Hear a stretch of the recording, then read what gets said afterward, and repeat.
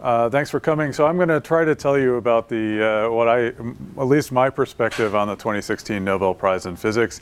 Most of the research that I'll talk about actually happened before I started doing physics. So I'll do my best to do it justice, and it'll be a bit from my perspective in terms of things that that touch on the research that I'm doing. So the Nobel Prize in Physics in 2016 was given to David Thouless, Duncan Haldane, and Michael Kosterlitz for theoretical discoveries of topological phase transitions and topological phases of matter. Maybe a couple of things to note here. So first, actually, it turns out that half the prize was given to Thouless, a quarter to Haldane, and a quarter to Kosterlitz. That's not necessarily obvious if you just read the press releases, and of course, the Nobel process is a bit opaque, so we have to make our own interpretation of what's going on. My interpretation is that the "and" here divides the prize in this particular way. That in fact, it's in some sense acknowledging two contributions. Contributions from Thouless and Haldane to the understanding of topological phases of matter, and the contributions of Kosterlitz and Thouless to understanding topological phase transitions, which are slightly different things. Topological phase transitions describe, in this case, in this sense, describes the finite temperature phase transition, in particular the Kosterlitz-Thouless transition, or Berezinski-Kosterlitz-Thouless transition, in low dimensions due to proliferation of topological defects in the order parameter, which you can think of as unbinding of vortex-anti-vortex pairs.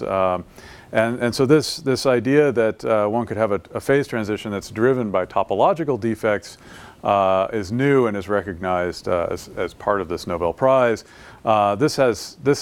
This kind of physics now appears in a variety of systems and is studied in superconductors, in superfluid helium, in Bose-Einstein condensates, all low-dimensional systems, two-dimensional systems or below. But it's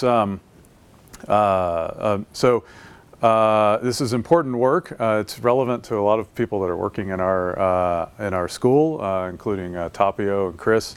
But it's actually not the subject of the talk that I'm going to give, so I'm actually going to focus on half of my apologies, I'm only going to focus on half of the Nobel Prize and talk instead about topological phases of matter. So what I'm going to talk about is phases of electronic matter that are not described by an order parameter. In this case, these phases are described by an order parameter, but rather by topological invariance. And so that's a second important aspect of physics, an important aspect of topology as it relates to physics that was recognized by this prize. And Thouless and Haldane, I think, were the major contributors to this understanding.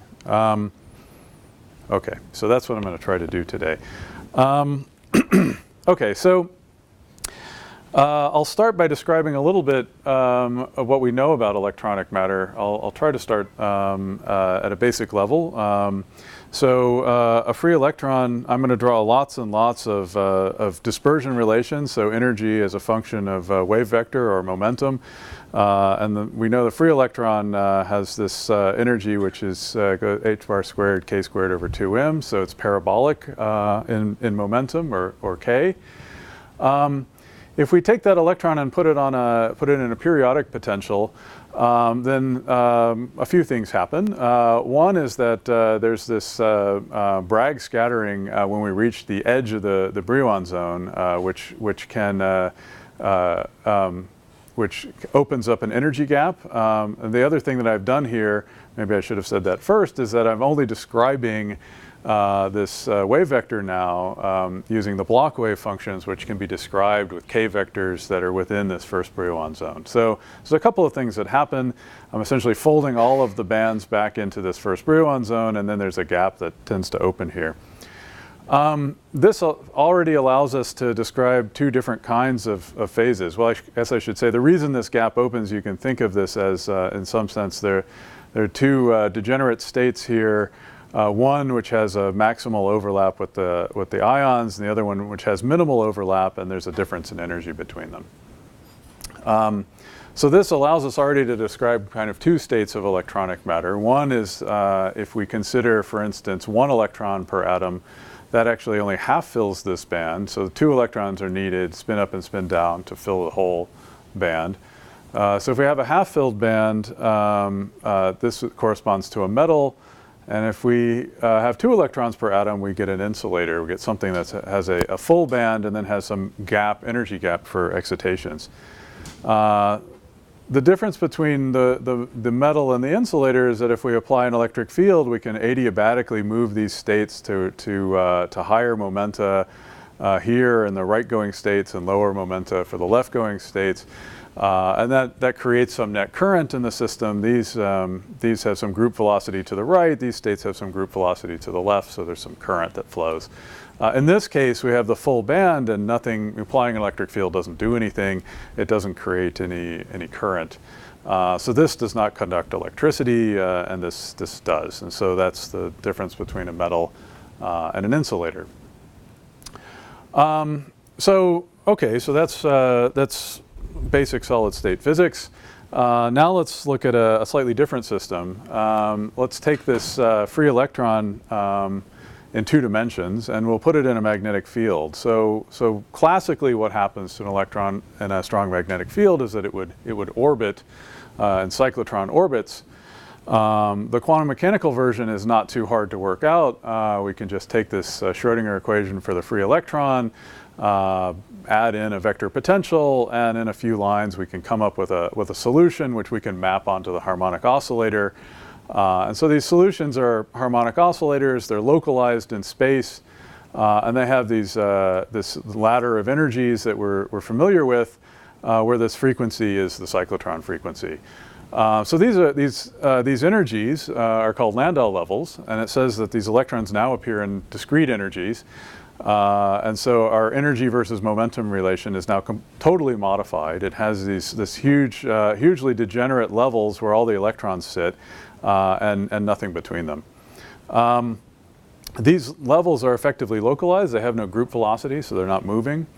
And the question that one might immediately ask is that this system, this 2D electron system with filled Landau levels, is that an insulator? It certainly looks like an insulator. So if we take the Fermi energy and we put it between these Landau levels, then it's in a gap. We have filled, completely filled bands here, completely empty bands here. There's some gap to excitations. So it looks like something that should not conduct. But we can do the experiment. And this was done in the 1980s. It requires a very clean 2-dimensional electron system for various reasons. That this gap has to be well defined, and so that condition is that the mobility in the magnetic field times the magnetic field has to be large. So you need high magnetic fields and very clean systems. But if you do that, you measure something like this, and so. I'm applying 2 things here. The resistance of the sample as a function of magnetic field starts out finite, and then it begins to oscillate as you create these Landau levels that are moving through the Fermi energy. And then at some point it actually starts going to 0 with these oscillations in between. And the Hall resistance actually grows, and then it has these funny plateaus where it's quantized over some large range of magnetic field. So importantly here, the resistance does not become infinite. In fact, it becomes 0, which is rather odd. So this system, even in this state where we have these well-defined Landau levels, conducts. It has a funny resistivity and conductivity tensor. So in fact, the diagonal resistivity is 0, reflected here, but the diagonal conductivity is also 0. So that looks like an insulator, but it's a funny insulator in that it has this off-diagonal conductivity, the Hall conductivity, which is quantized. That quantization is incredibly exact to about a part in a billion. And this quantum Hall effect, of course, resulted in the Nobel Prize in 1985. This is an insulating phase in the sense that it has this zero conductivity. It has a gap between to excitations, but somehow it differs from the insulator that I described before that was related to having a full band in the nearly free electron model. So to understand that, we can start to think about whether this is a phase transition, whether there's a different phase of matter. So phase transitions have been understood within the Landau picture of establishing an order parameter by spontaneous symmetry breaking. So, a magnet, for instance, breaks rotational symmetry by establishing a magnetization, particular magnetization direction, which is an order parameter and a broken symmetry. So that explains a number of phase transitions. So for instance, the liquid to solid or the magnetism, superconductivity within that framework. But in the case of the quantum Hall phases, there's no symmetry that's clearly broken. So, these phases where we have the quantized Hall resistance here or conductance, with this incredibly precise quantization where there's something clearly special about this phase, they don't macroscopically look any different than a phase with a different quantization or conventional insulator. So the answer comes from topology. Hopefully you've guessed that by now. So, what is topology? Something I don't really understand, but I can tell you that topology, everybody knows that topology says that a donut is different than a muffin, and a sphere is different from a coffee cup, right? Something like that, right? So the idea is that the sphere and the muffin and the plate are distinct somehow from the coffee cup and the donut because this one has a hole. So I can't continuously deform this structure into this structure without somehow breaking that surface. So, and then there's a mathematically rigorous way to tell the difference between a muffin and a donut. All we have to do is calculate the curvature, the Gaussian curvature of the surface of this object, and then integrate it over the entire surface of the object. So we do this integral, and we come up with a number. We can find this number g, and then the g is the genus, and it tells us which of these surfaces we have. And so if I do this integral over the donut, I get 1. And if I deform that donut into the coffee cup, it stays 1 the whole time, right? So it's a topological invariant. It's not sensitive to the details of the surface. I can, squeeze the surface a bit here and there, and it doesn't change. Okay, so it turns out that there's a topological invariant that's associated with the quantized Hall conductivity or the quantum Hall phase. And so this is Thales's contribution. One of Thales's contributions is to understand that this phase is distinct. These phases are distinct from each other and distinct from the conventional insulator by a topological quantity. It's a bit hard to describe that quantity, but suffice it to say that what is required is that I come up with a particular vector that is associated with every state in the filled band, and then if I do this integral, well, this is the contour integral, so this is the integral over the entire Brillouin zone of this so-called Berry curvature, then I will get an integer. The Brillouin zone actually is a torus because it's effectively each side meets the other side in a sort of a periodic boundary condition. So if I'm just integrating this particular quantity that's defined for every state in the Brillouin zone over the torus, and it gives me an integer, and it turns out that integer is the integer that describes the quantized Hall conductance. So this means that filled bands aren't all alike. They all have zero diagonal, longitudinal conductivity, but they can have different Hall conductivities depending on this topological property. So some of us may have studied quantum Hall effect before. You may have seen that in the quantum Hall effect, what's going on is that current flows along the edges of the sample. There's something funny that happens at the edges, and it's worth reviewing that, that there's another picture that sort of explains how this quantum Hall effect comes about.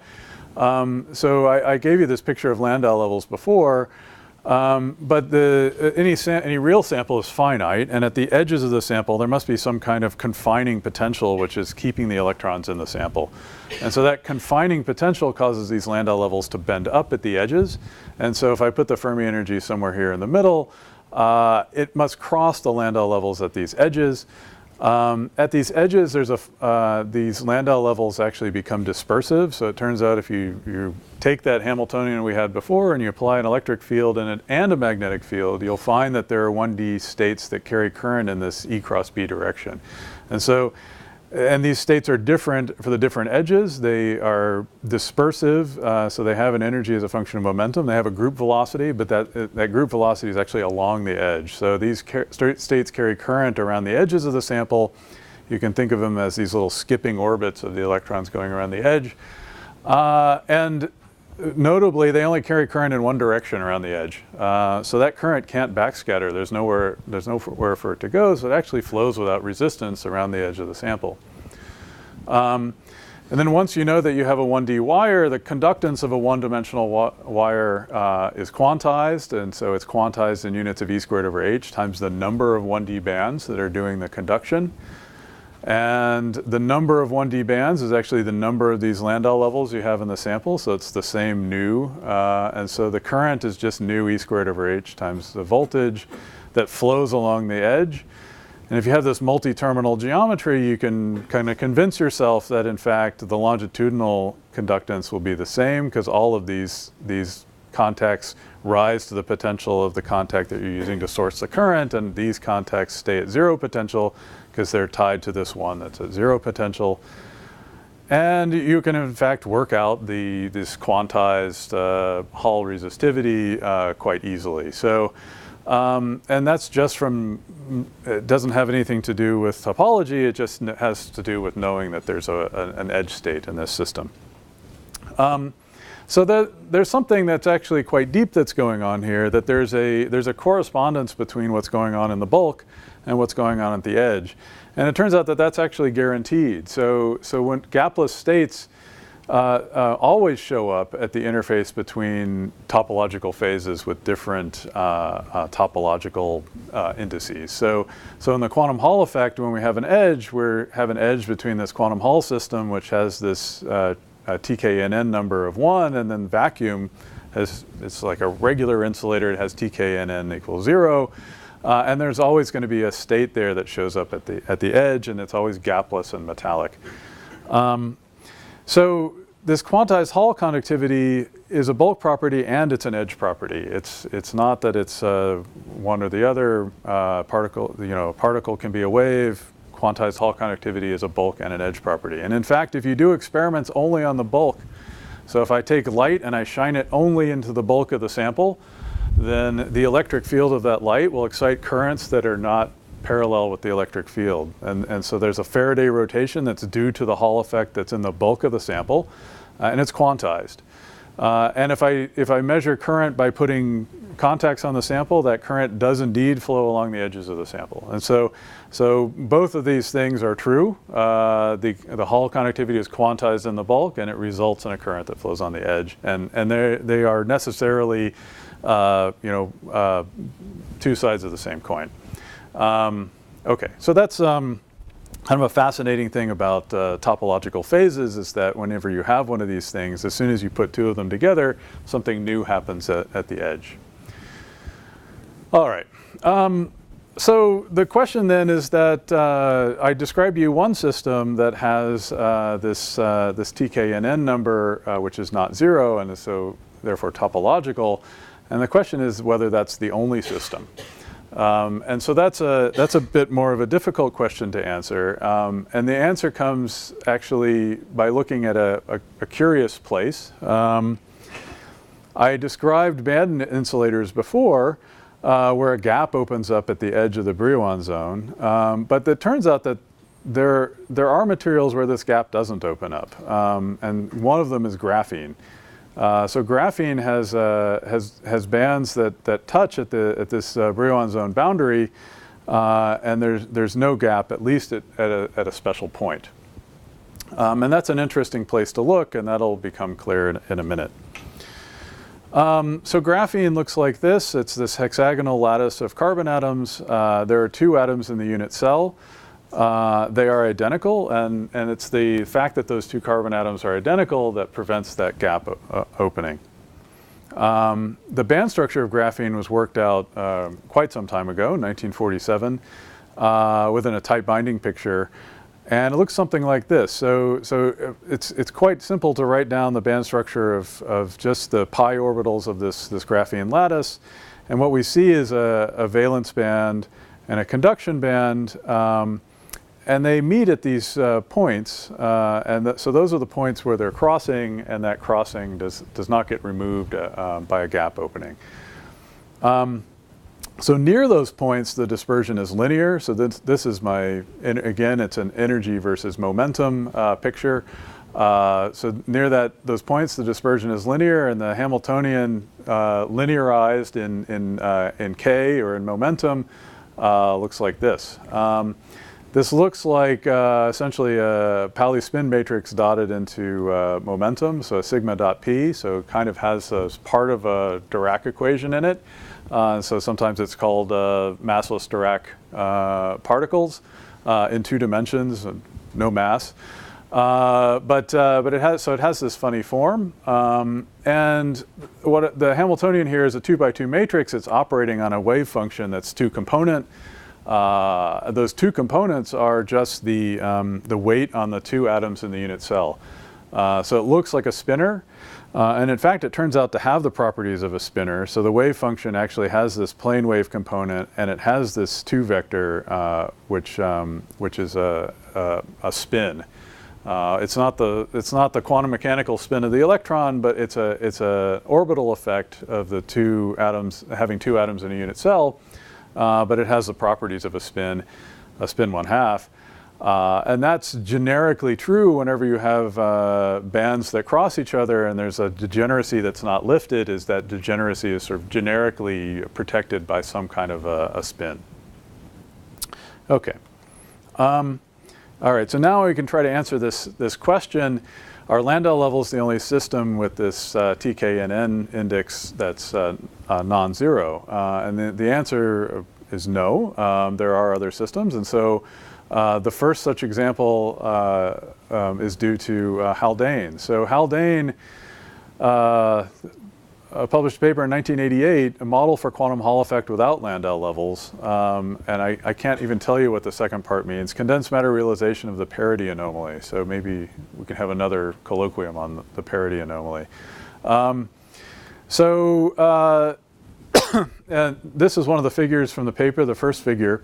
And the model is what he calls 2D graphite. So that's what we now know as graphene. This is before we actually even had a name for graphene.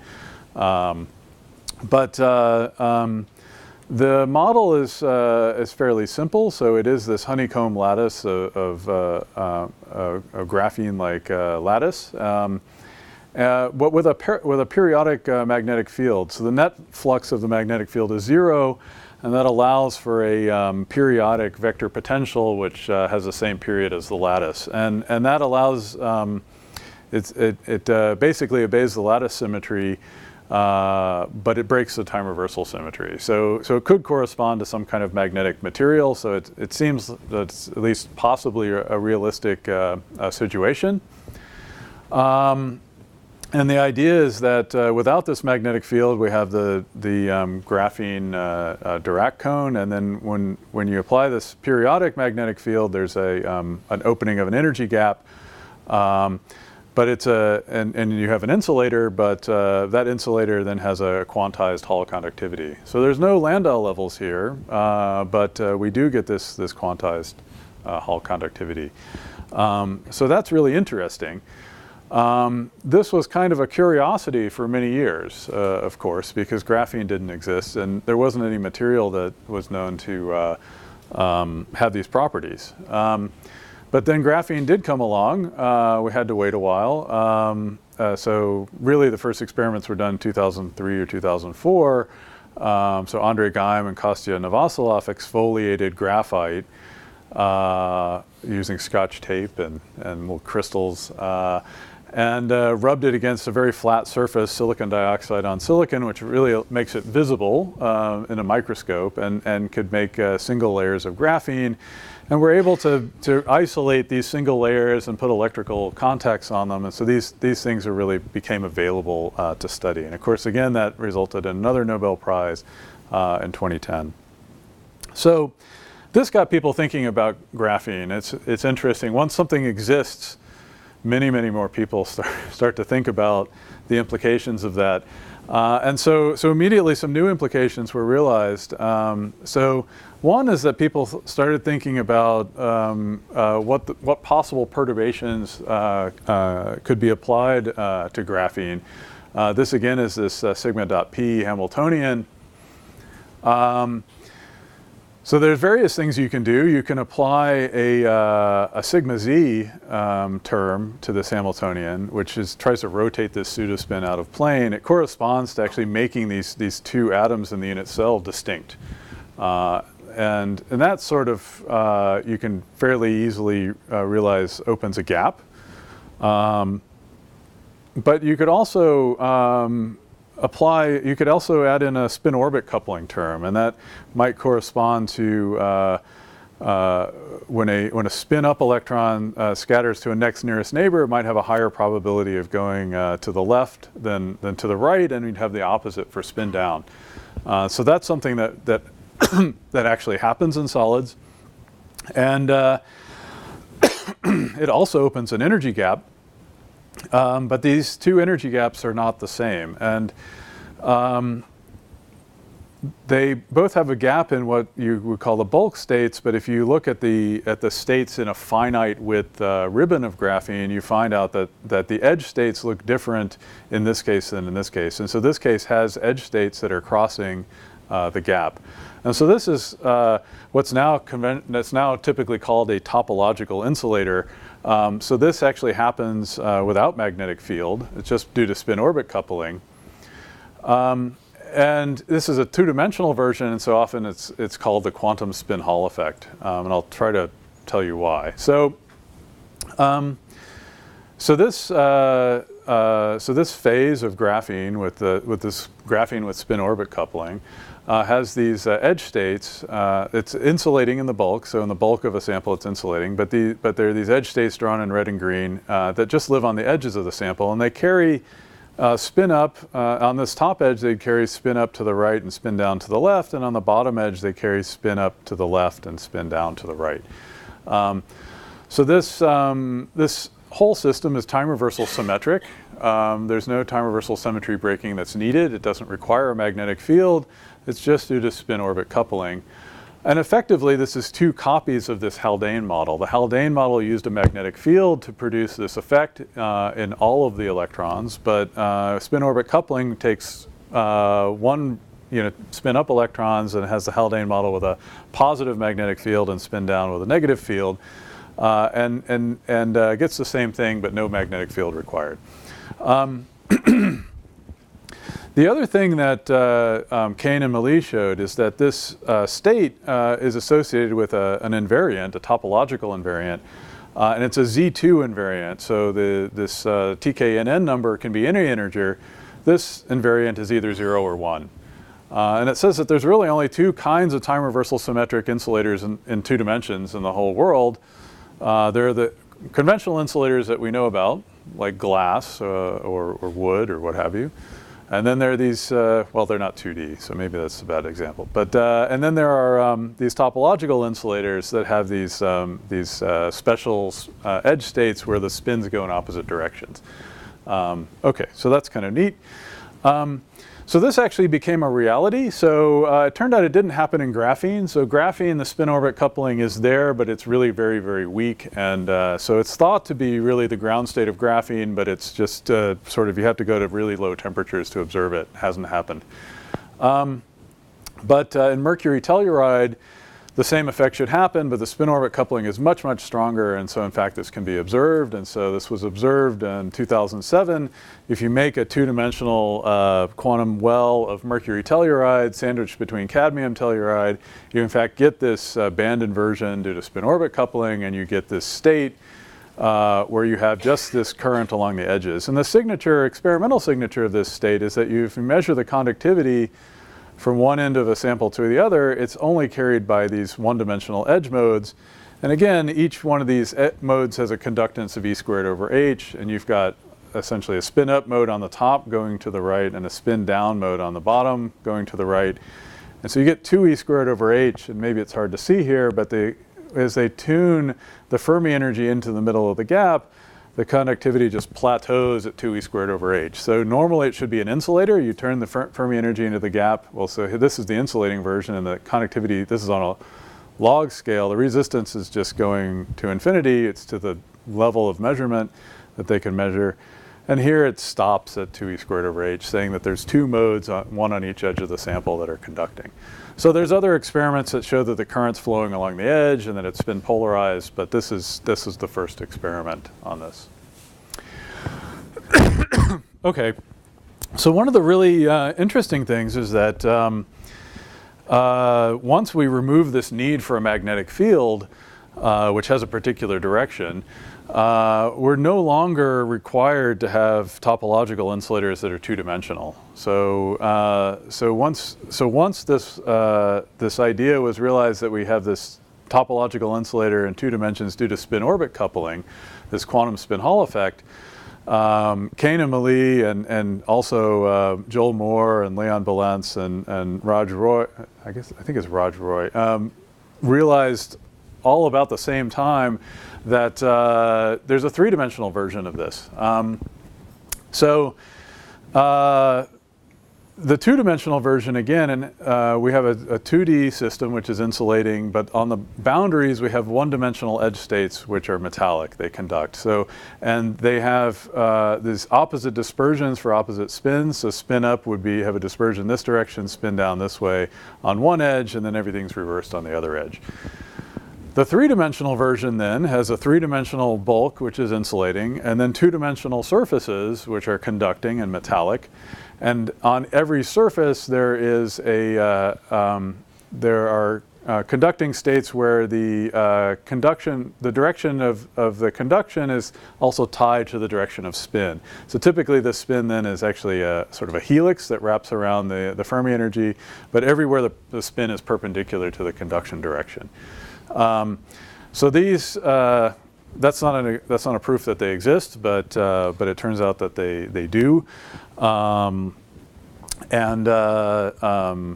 and Malie were actually able to show that these are described again by topological invariants. It turns out there are 4 of them. There's one really important one, which can either be 1 or 0, and it describes whether it's something called a strong topological insulator, which is the picture I just gave you, or if it's 0, you can have non-zeros in these 3, and you get something that's called a weak topological insulator, and it's basically a stack of these 2-dimensional topological insulators. But this is the one I think that is maybe the most interesting. This has this metallic state guaranteed on every surface. So you take this material and you cut it, you get a new metallic state on the surface, and it has this very interesting dispersion. Looks a lot like graphene on the surface.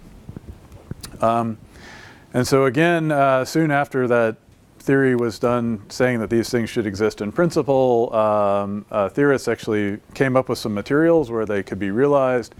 One of the important classes is this bismuth telluride, bismuth selenide class. And so these are calculations of the band structure of those materials. Maybe it's a bit difficult to see, but there are some bulk bands here. So this is a valence band and a conduction band, and there's a big gap between them. And then there are some lines dispersing through here. This is again energy versus momentum, and those correspond to the surface states, which cross and don't have a gap. And these were realized experimentally right about the same time. RPS, angle resolved photoemission spectroscopy, is a nice technique which actually directly maps out the energy versus momentum, at least for states that are filled. And these are the surface states, and they do indeed have this crossing. And one can even find that the spin is polarized, and so these left and right moving surface states have different spin polarizations. And so everything, and now these materials have been studied by many groups around the world, and so it's very clear that these really are insulators, but different than conventional insulators. They're topological, and they have this metallic surface state.